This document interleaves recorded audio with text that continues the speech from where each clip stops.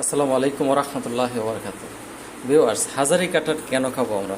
হাজারি কাঁঠালটা হলো, কোষগুলি দেখেন একদম রসগোল্লার মতো, একবারই মুখে দেওয়া যায়। আর ওইটা কোনো কোষ নাই, হাতে খাইতে পারবেন। আর খাইতে খুব সুস্বাদু। এই হাজারি গাছের বিচি যখন আপনারা 20টা বিচি নিয়ে লাগাবেন, আলহামদুলিল্লাহ দেখা গেছে আপনার সর্বনিম্ন 10টা গাছ তো আপনার হবে ইনশাল্লাহ। আর হাজারি গাছের এই জন্যই টেস্টি, এটার কোয়াটা কিন্তু একদম রসগোল্লার মতো, খাইতে যেরকম দেখতে যেরকম এরকম রসগোল্লার মতো আপনি মুখে দিয়ে দিবেন। সমানন্দ ভিউয়ার্স, কাঁঠাল কিন্তু পর্যাপ্ত দরে বিদায় কিন্তু আপনার এই দেখতে খুব সুন্দর। আর গাছের কিন্তু আগা থেকে একদম গোড়া পর্যন্ত,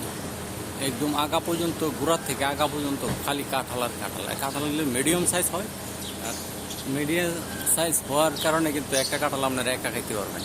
এই হাজারি গাছের কাঁঠাল এতই সুস্বাদু, সেটা আসলে না খাইলে বুঝবেন না। আর এটা কিন্তু গোড়া থেকে ধরা শুরু করে।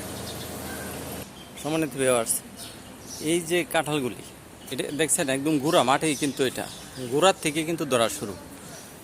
গোড়া মানে প্রতিটা ডালা কিন্তু কাটা। হাজারি গাছ তো হাজারি, মানে বেশি না, 10টা গাছ থাকলে আপনার বাড়িতে আর মনে করেন আর কাঁঠালের চিন্তা নাই, পুরো সিজনে আপনারা কাঁঠাল খেতে পারবেন। সম্মানিত ভিউয়ার্স, দেখলেন তো যে হাজারি গাছের কাঁঠাল কীভাবে ধরে।